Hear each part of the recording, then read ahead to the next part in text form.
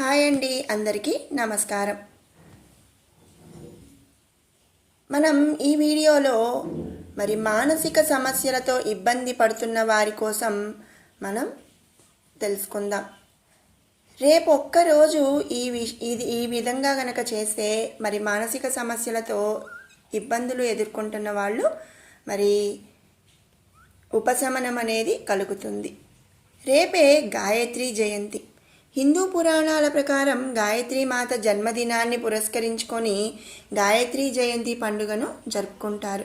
ప్రతి సంవత్సరం హిందువులు జ్యేష్ఠ మాసంలోని శుక్లపక్ష ఏకాదశి తిథి గాయత్రీదేవి జన్మదినంగా జరుపుకుంటారు. గాయత్రీదేవిని భక్తి శ్రద్ధలతో పూజించిన వారికి సుఖ సంతోషాలు లభిస్తాయని చాలామంది నమ్ముతారు. గాయత్రీ మాతను పరబ్రహ్మ స్వరూపిణి, వేదమాత అని కూడా అంటారు.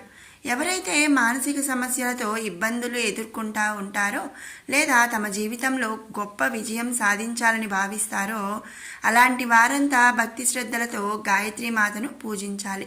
ఇలా చేయటం వల్ల మీ పనులన్నీ కూడా సకాలంలో పూర్తవుతాయి. ఇక గాయత్రీ మాత ఎలా పుట్టింది ఆ విషయం ఇప్పుడు మనం తెలుసుకుందాం. పురాణాల ప్రకారం సృష్టి ప్రారంభంలో బ్రహ్మదేవుడు గాయత్రీదేవిని 4 ముఖాలతో ప్రార్థించాడు. తను 4 వేదాల రూపంలో గాయత్రీ మంత్రాన్ని వివరించాడు. దీంతో సంతోషించిన ఆ తల్లి గాయత్రి అవతారం ఎత్తింది. అందుకే ఈ మాతను వేదమాత అని చెప్పి పిలుస్తారు. గాయత్రీ మంత్రం 4 వేదాల సారాంశాన్ని కూడా వివరించింది. పూర్వం గాయత్రీ మంత్రం మహిళలు కేవలం దేవీ దేవతలకు మాత్రమే పరిమితం చేయబడింది. అయితే విశ్వామిత్ర మహర్షి ఈ మంత్రాన్ని సాధారణ ప్రజల వరకు కూడా తీసుకువచ్చారట. గాయత్రీ మంత్రం గాయతాం త్రాయతే ఇది గాయత్రి. గానము చేయువాణిని రక్షించేదే గాయత్రి.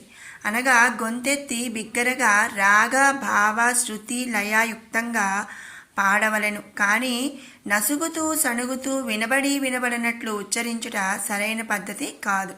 కాబట్టి గాయత్రీ మంత్రం గొంతెత్తి బిగ్గరగా గానం చేయవచ్చునని గాయత్రీ పద నిర్వచనం అన్నమాట. హిందూ మతంలో గాయత్రీ మంత్రానికి ప్రత్యేక ప్రాముఖ్యత ఉంది. ప్రతిరోజు ఈ మంత్రాన్ని జపించడం వల్ల మనిషికి కష్టాల నుంచి విముక్తి లభిస్తుందని, జీవితమంతా కూడా సంతోషం ఉంటుందని నమ్ముతారు. గాయత్రీ మంత్రం మొదటిసారిగా ఋగ్వేదంలో ప్రస్తావించబడింది. గాయత్రీ మంత్రం యొక్క అర్థం ఏమిటి అనేది మనం తెలుసుకుందాము. దాని అర్థం తెలుసుకొని చదువుకుంటే ఇంకా బాగా ఉంటుంది. గాయత్రీ మంత్రం ఓం భూర్భువః స్వః తత్సవితుర్వరేణ్యం భర్గో దేవస్య ధీమహి ధియో యో నః ప్రచోదయాత్. ఈ మంత్రం యొక్క అర్థం ఏమిటంటే, మేము దైవిక జీవి సృష్టికర్త యొక్క ప్రకాశాన్ని ధ్యానిస్తున్నాము. ఆ భగవంతుని తేజస్సు మన మేధస్సును సన్మార్గంలో నడపడానికి ప్రేరేపిస్తుంది. మత విశ్వాసాల ప్రకారం ఈ మంత్రం గాయత్రీదేవికి అంకితం చేయబడింది. గాయత్రీదేవిని వేదాల తల్లి అని కూడా అంటారు. ఈ మంత్రానికి హిందూ మతంలో చాలా ప్రాముఖ్యత ఉంది మరియు ప్రతిరోజు పెద్ద సంఖ్యలో ప్రజలు దీనిని జపిస్తారు. గాయత్రీ మంత్రాన్ని స్వచ్ఛమైన మనసుతో పఠించాలని గ్రంథాలలో వ్రాయబడింది. మీరు కూడా ఈ మంత్రాన్ని ఉదయం, మధ్యాహ్నం అలాగే సాయంత్రం 3 సార్లు జపించవచ్చనమాట. దీనినే త్రికాల సంధ్య అని కూడా అంటారు.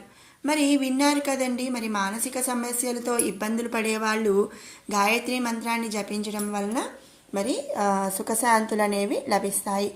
మీరందరూ కూడా గాయత్రీ మంత్రాన్ని జపిస్తూ ఆ తల్లి అనుగ్రహానికి పాత్రలు కావాలని కోరుకుంటున్నాను. మీకు ఈ వీడియో నచ్చినట్టయితే లైక్ చేయండి, షేర్ చేయండి. అలాగే మరిన్ని అప్డేట్స్ కోసం మన ఛానల్ని సబ్స్క్రైబ్ చేసుకోండి. మరొక మంచి వీడియోతో మళ్ళీ కలుసుకుందాం. Thanks for watching.